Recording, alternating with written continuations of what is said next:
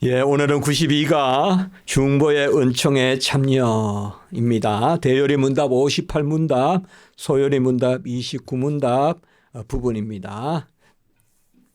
먼저 내용을 읽고 또 오늘 함께 나누도록 하겠습니다. 그리스도가 시작.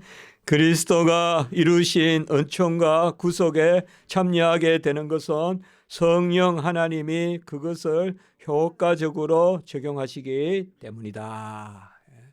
우리가 지난주부터 이제 언약에 대해서 그렇게 살펴보는 부분입니다. 지난주 말씀을 드렸지만 이제 이 부분이 예수님은 누구신가 하는 우리가 신학교에서는 기독론이라고 합니다. 기독론. 제가 가르치는 과목입니다. 우리 교단에 거의 한 20년 이 안에 졸업한 학생들은 저한테 다 기독론 배웠습니다. 예수님이 누구신가 그거 제가 가르치거든요. 다 중요하지만 본래 우리 기독교 신학은 그리스도의 신학이다. 그런 말이 있거든요. 기독교 신학은 바로 그리스도의 신학이다. 맞잖아요. 오실 그리스도, 오신 그리스도. 신구약이 전부 그리스도인데 그래서 유일하신 중보자 예수 그리스도. 그래서 이제 언약이 무엇이냐? 하나님이 창세전에 약속하신 그것을 이루시는 질서가 언약인데 이미 창세전에 작정하신 것을 이루시는 거예요. 그것을 이루시는 질서. 그게 우리가 경륜이라고도 합니다. 경륜이 질서란 뜻이거든요. 하나님이 창세전에 작정하신 것을 이루시는 경륜. 경륜은 본래 한자로는 바퀴가 돌아간다는 뜻이잖아요. 이런 계적을 가지고 질서를 가지고 돌아가는 그런 운행하는 질서, 그게 언약이거든요. 그 언약의 핵심은 뭔가 하면 예수님이 다 이루시고 그리고 다 이루신 것을 우리 것 삼아 주셔서 우리가 그걸 누리도록 하시는 거거든요. 그래서 예수님의 다 이루신과 함께 유일하신 중보자, 하나님과 우리 사이의 중보도 유일하니고 그리스도 예수시라. 디모데전서 2장 5절 지난주에 보았습니다. 그러니까 하나님과 우리 사이의 중보자도 하나이시니. 그리고 2장 6절이 바로 뭐예요? 그가 우리를 위하여 자신을 대속물로 주셨다. 이게 디모데전서인데요. 그게 예수님이 다 이루심이고 이제 그것을 우리 것 삼아 주시는 이것이요. 예수님이 다 이루신 게 뭐예요? 우리를 위하신 거. 그 예수님이 다 이루신 것을 우리 것 삼아 주시는 그 방식이 뭐냐? 그래서 저는 학생들한테 가르칠 때 바로 예수님이 다 이루신 걸 우리 것 삼아 주시는 것을 의의 정가라 그럽니다. 의의 정가. 제가 설교 때는 이런 용어 안 쓰는데요. 의의 정가다. 그리고 의의 정가는 세상에서 정가가 좀 나쁘게 쓰이죠. 아이고 자기가 저렇게 못해놓고 남한테 정가한다 이렇게 나쁘게 쓰이는데 우리가 성경에서 또 성경에는 정가란 말이 바로 나오지는 않습니다. 그러나 내 것 삼아 주셨다는 그게 정가거든요. 그걸 정가라고 하는 것입니다. 바로 그가 대신에 내 의 삼아 주시는 우리가 고린도후서 5장 21절에는 나오는 말씀 그리고 일한 것이 없이 사함을 받는 자의 복, 로마서 4장 6절, 이게 이제 정가거든요. 그 예수 그리스도 것을 내 것 삼아 주시는, 이게 의의 정가입니다. 그 의의 정가의 방식은 뭐냐? 예수님께 내 것이 되는 방식은 하나밖에 없습니다. 성령이 임해야 됩니다. 그게 오늘 이 부분의 말씀입니다. 예수 그리스도의 은총과 구속에 참여하는 것은 성령 하나님이 효과적으로 적용하시기 때문이다. 이게 상당히 중요한 말씀이고 이게 성령론입니다. 성령은 막 날아다니고 쪼개고 심어서 가시적인 일이 막 일어나고 그게 아닙니다. 그게 성령론이 아닙니다. 성령은 예수님이 다 이루신 걸 우리 것 삼아 주시는 것입니다. 그래서 우리가 기독교 강요 제3권의 제목이 뭔가 하면 예수 그리스도 것을 우리가 누리는 그 열매와 효과, 이렇게 칼빈이 제목을 잡았거든요. 그게 제3권 바로 구원입니다. 구원론. 그게 성령론이거든요. 그러니까 우리가 성령론이 구원론이거든요. 왜냐하면 성령을 받아야 예수님께 우리 안에서 역사하고 그게 우리의 구원이니까요.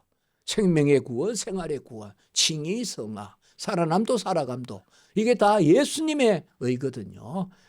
이것이 바로 언약입니다. 그러니까 언약은 단번에 다 이룬 것을 우리의 것으로 계속 적용해 주시는. 그래서 구속사적 성취와 구원론적 적용이다. 또 이런 말도 씁니다. 예, 이런 것은 제가 이제 세계 신학계에 그렇게 제가 주장하는 바입니다. 구속사적, 구원론적 그런 관점. 이게 우리 정통 신학입니다. 구속사적 성취와 구원론적 적용. 바로 역사상 단번에 성취는 딱 한 번입니다. 그러나 적용은 이제 저도 우리 자녀도 또 우리 후손도 적용은 계속이죠. 그 적용하는 방식은 보혜사 성령의 임재. 그래서 예수님이 죽으시고 부활하시고 하늘에 올라가시는 것이 유익인 것은 또 다른 보혜사 성령을 내려주기 위함이시다. 그 요한복음 16장 7절에 말씀하신 거죠. 그래서 예수님이 보좌 우편에서 성령을 내려주셔서 그 성령을 받는 사건이 바로 오순절 성령 사건이란 말이에요. 그 오순절 성령 사건이 뭐예요? 그리스도의 것을 우리 것 삼아 주시니까 그게 교회의 형성이거든요. 그래서 저는 교회를 또 이렇게 정의합니다. 의의 정과 연합체다. 예수 그리스도의 의를 전가받은 공동체란 말은 저는 잘 안 씁니다만은 연합체란 말은 연합체, 한 몸이란 뜻이거든요. 그리스도의 의를 내 것 삼은 한 몸 된 교회. 그래서 교회를 징의하라 이러면 의의 정과 연합체다. 또 제가 그렇게 해서 또 교회를 강의 안에도 그렇게 이야기하고 있거든요. 오늘 말씀이 그겁니다. 상당히 이게 이런 게 뭐 우리는 누구나 다 이렇게 믿는다고 생각하지만 아닙니다. 우리가 정통적인 신학에 서 있기 때문에 아주 어김없이 하나도 가감 없이 더함과 뺨이 없이 우리는 오직 전적 그리스도의 의밖에 없습니다. 구원의 의는 그리스도의 의밖에 없어요. 사람의 의 없어요. 교회의 의도 없어요. 그리스도의 의밖에 없어요. 그래서 그 그리스도의 의, 그 그리스도의 은총과 구속, 은총은 그리스도께서 우리에게 베푸시는 그 복됨, 또 구원의 역사, 그리고 구속이라는 것은 값주고 사심. 이 속이란 말이 값을 치르라는 뜻이거든요. 값주고 우리를 사신 것이 성령 하나님이 우리에게 그것을 적용하시기 때문이다. 자, 디도서 3장 5절 7절을 먼저 한번 읽어볼까요? 디도서 밑에 것을 먼저 한번 읽어보겠습니다. 시작. 우리를 구원하시되 우리가 행한 바 의로운 행위로 말미암지 아니하고 오직 그의 긍휼하심을 따라 중생의 시선과 성령의 새롭게 하심으로 하셨나니 우리 구주 예수 그리스도로 말미암아 우리에게 그 성령을 풍성히 부어주사 우리로 그의 은혜를 힘입어 의롭다 하심을 얻어 영생의 소망을 따라 상속자가 되게 하려 하심이라. 이 디도서는 바로 사도 바울이 디도에게 편지를 해서 거레데 섬에 그 아주 참 힘든 목회지인데 그곳에서 어떻게 목회를 해야 되냐 이걸 전하라는 거예요. 이게 목회자라는 건 다른 게 아니에요. 진리를 전하라는 거거든요. 디모데 전서 후서 디도서가 다 우리 목회 서신이라고 하는데 그곳에 보면 주제가 뭔가 하면 예수 그리스도예요. 디모데 전후서도 그렇고 디도서에도 참 연애지 않습니까? 우리가 행한 바 의로운 행위로 말미암지 않고 긍휼하심을 따라. 이게 참 얼마나 귀한 것입니까? 그냥 불쌍히 여겼다는 거 아닙니까? 아무 조건 없이 불쌍히 여겼다는 거 아니에요, 우리가. 이게 왜 은혜입니까? 그의 긍휼하심을 따라 중생의 시선과 중생이란 말은 거듭남입니다. 거듭남의 그 시선과 그리고 성령의 새롭게 하심. 그러니까 중생의 시선과 성령의 새롭게 하심은 두 가지가 따로 있는 게 아니라 바로 니고데모가 예수님 찾아가서 어떻게 하여야 거듭납니까? 물과 성령으로. 물과 성령으로. 성령으로 거듭나야 거듭난다. 모태에 들어가서 다시 태어나는 것이 아니라 그래서 성령의 새롭게 하심으로 그리고 그 옆에 성령을 풍성히 부어주사. 성령을 풍성히 준다는 것은 다른 게 아닙니다. 또 성령 받고 또 성령 받는 게 아닙니다. 성령은 인격입니다. 그래서 성령을 풍성히 받는다. 성령 충만은 주 내 안에 마음껏 사시는 게 성령 충만입니다. 우리 같이 한번 해볼까요? 성령 임재는 주 내 안에 사심이요. 성령 충만은 주 내 안에 마음껏 사심이다. 그럼 이미 내 안에 사셔요. 안 나가셔요, 이제. 그러면 마음껏 살게 하려면 어떻게 해야 될까요? 그래서 성령 충만은 크게 우리가 세 가지예요. 말씀, 기도, 회개. 이게 우리 신학이에요. 이게 우리가 서 있는 교리예요. 성령 충만이라고 무슨 물을 마시듯이 또 채우고 해야 충만한 그 충만이 아니라 내 안에 계시는 이제는 내가 사는 것이 아니요 내 안에 사시는 그리스도가 마음껏 살도록 하려면 우리가 뭐예요? 말씀으로, 기도로, 그리고 회개로. 이런 게 성령 충만이거든요. 그러니까 오늘 여기에서 그 이야기 하세요. 앞으로 우리가 성령 충만이다 이러면 주 내 안에 마음껏 사신다. 이걸 자꾸 곡해해서 아직 성령을 덜 받았어요. 더 기도해서 더 받아야 돼요. 자꾸 이렇게 하면 성령이 무슨 물질도 아니고 말입니다. 성령은 단회적, 절대적, 인격적으로 임합니다. 우리에게. 한 번 임하면 절대적으로 임해요. 무슨 말인가 하면 내가 세모니까 세모로 임하고 내가 네모니까 네모로 임하는 게 아닙니다. 그야 성령은 성령으로 임합니다. 그러니까 우리가 한 영을 받은 것입니다. 아멘.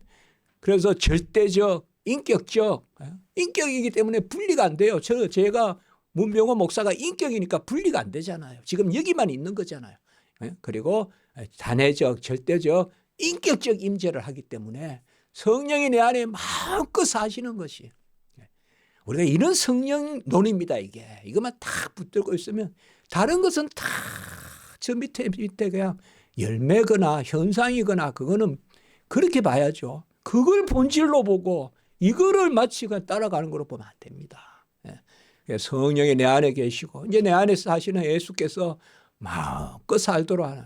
그러니까 우리 신학에서 성령 충만은 말씀, 기도, 회개 이런 거거든요. 자, 그래서 그러면 우리가 어떻게 예수를 영접하느냐? 우리 요한복음 1장 12절 13절 우리가 자주 나누지만 같이 읽습니다. 그 위에 시작.